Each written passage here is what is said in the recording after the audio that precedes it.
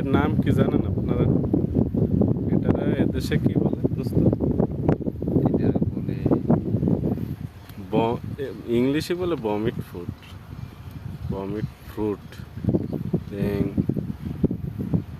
বাংলাদেশে কি আছে কিনা তাও জানি না, থাকতে পারে, কিন্তু বাংলাদেশের নাম কি কয় আমি জানি না। ঠিক আছে, আর এই দেশের নামও তো ভুলে গেছি, কিন্তু ইংলিশে কয় বমিট ফ্রুট, এটুকু জানি।